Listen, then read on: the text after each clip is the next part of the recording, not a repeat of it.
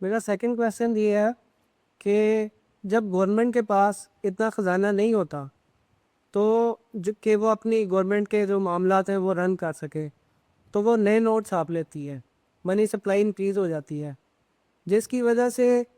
جو روپے کی ویلیو ہے وہ بھی کم ہو جاتی ہے، اور پوری قوم کے پاس جتنا بھی پیسہ ہوتا ہے بلکہ پوری قوم ہی ایک طرح سے غریب ہو جاتی ہے۔ اور اس کے بعد انکم کے حساب سے انکم ٹیکس بھی لگتا ہے، کسی پہ 35%، کسی پہ 30%، کسی پہ 20%۔ اس کے بعد جی ایس ٹی بھی 15% لگتا ہے۔ تو جب یہ گورنمنٹ منی سپلائی انکریز کرتی ہے تو اس کو آپ کیا خیال کریں گے کہ یہ گورنمنٹ کی طرف سے عوام کے اوپر زیادتی نہیں ہے کہ اس کے پاس خود تو ویلتھ ہے نہیں ہے لیکن وہ پوری عوام کو غریب کر دیتی ہے؟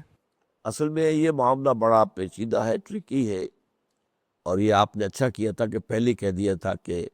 کوئی فائننسز کے متعلق جو ہے بات ہوگی، تو میں اس کا ماہر نہیں ہوں، لیکن اصل مسئلہ یہ ہے کہ دنیا میں ہمیشہ یہ قاعدہ رہا ہے کہ کوئی بھی حکومت جو کرنسی جاری کرے گی اس کے پیچھے سونا اتنا موجود ہونا چاہیے، کہ کیونکہ آپ کرنسی کے مطابق جو ہے، اگر کوئی شخص جا کر آپ کو 1000 کا نوٹ دیتا ہے کہ مجھے اتنا جو ہے اس کا سونا جو ہے مجھے دے دیا جائے، تو وہ حکومت پابند ہوگی کہ وہ سونا ادا کرے۔ جب تک تو یہ چیز چلتی رہی تو معاملہ خاصا کنٹرول میں رہا۔ اب سے کچھ عرصے پہلے یہ شرط جو ہے بینکنگ میں اور حکومت کے فائننس میں ختم کر دی گئی ہے،